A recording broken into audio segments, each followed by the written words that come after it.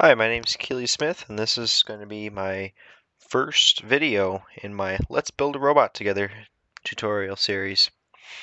For this first topic, it's going to be a little dry. We're going to be discussing the brainstorming aspect to creating your own robot. So just a basic overview of kind of what we're going to talk about. One of the first things that you need to do when deciding to build a robot is figure out what is it going to do. It's great to just say, okay, I'm going to build a robot, but if you don't have a solid plan, you can really struggle with what you're actually going to be doing when you say you're building a robot. Then we'll talk about the 4 basic building blocks that I tend to think are the most fundamental parts when building a robot.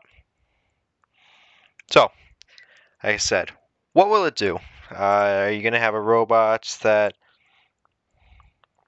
goes from point A to point B? Then maybe it's going to go back from B to A? Or are we going to have a robot that has sensors on it that are looking in all directions to figure out what's around us? And is it just going to randomly drive around a room and avoid obstacles? Or are we going to do something stationary? Because remember, that is a possibility to have stationary robots. Excuse my terrible drawings here. I don't know, is your robot going to have some sort of robotic hand that picks objects up? So you can spend a lot of time here figuring out what is it that you want to do. But like I said, there's the 4 basic building blocks of a robot that regardless of what your robot's going to do, you're generally going to have them.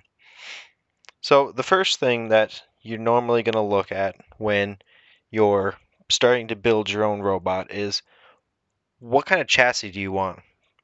I know I said that we can have a stationary robot, but we're going to focus mostly on the mobile versions of that, just because they tend to be a little bit more interesting and they tend to be, I guess, more used than your stationary ones. So your chassis. This is the most fundamental block of your robot. Without a chassis, basically you have a circuit. It doesn't do a whole lot. It doesn't move anywhere. It's quite boring to be quite honest with you. But there are an endless number of chassis available to you out on the internet. So let's go through and kind of discuss some of the different ways that you can go about figuring out which ones you actually want to use. So if we look back or think back to the first one that we saw, the Magician, I believe it was called. If you take a overview of it, it looks a little something like this. So we have 2 wheels, so automatically we know that there's going to be a motor driving the 2 separate wheels, and then this one is free. And what I mean by that is it's not driven. It's just going to be manipulated based off of what you do with these 2 back motors. So how does this change your line of thought? Well, if we go back real quick, we're going to see that this Magician chassis right here, this is about $14.95, so $15. What we can do with that is basically anything that we want to. It's just going to be a little different. So by having just these 2 motors here, we automatically know it's probably not going to be the most powerful robot ever. It's not going to have quite the, I want to say, oomph that a 4-wheel drive system is going to have, but you can get by with it. Now, let's think about a 4-wheel design.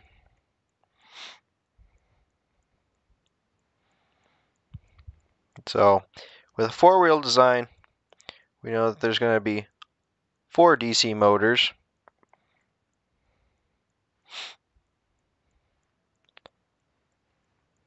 So, how does that change anything? Well, really, it doesn't, because your drive system's still going to be relatively the same. If you want to go and say you want the whole robot to turn this way, you're going to turn on these 2 motors, make them go forward.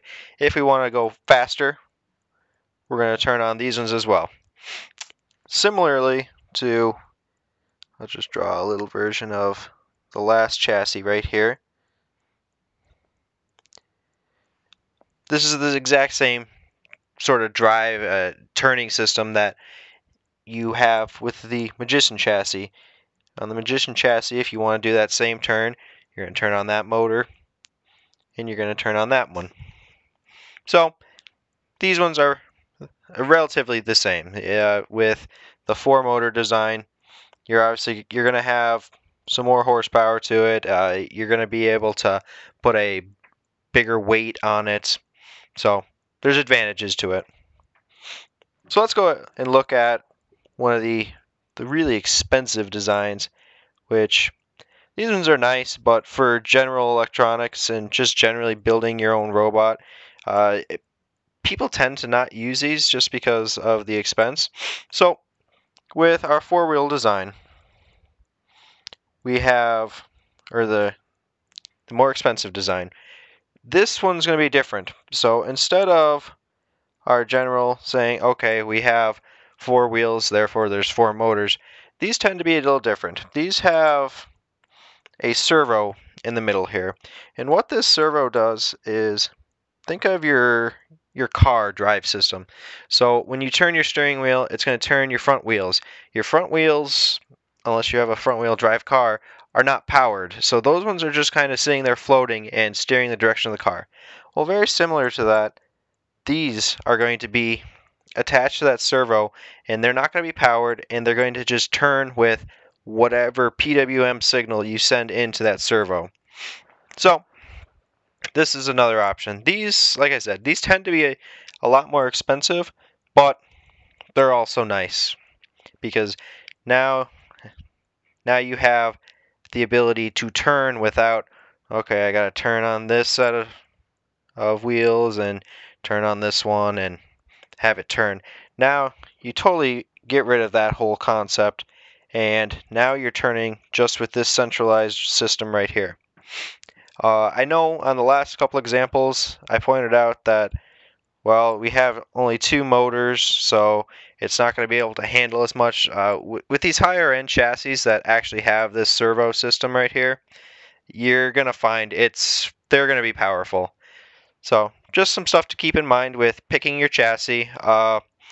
Going back here, a lot of it depends on your price. So this T-Rex tank chassis, really cool. It's got the treads, it's got motors, it's got all that fun stuff built in, but you're gonna have to swallow a $250 price tag with that.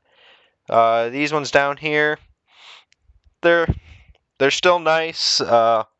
This one is pretty similar to this. This one, I believe, is an all-steel chassis. This one's going to have a lot of plastic parts on it, so it's not going to be able to hold up as much to any abuse, whereas this guy is going to take a lot of abuse. Another one of these is this one, but again, you have quite a significant price change there.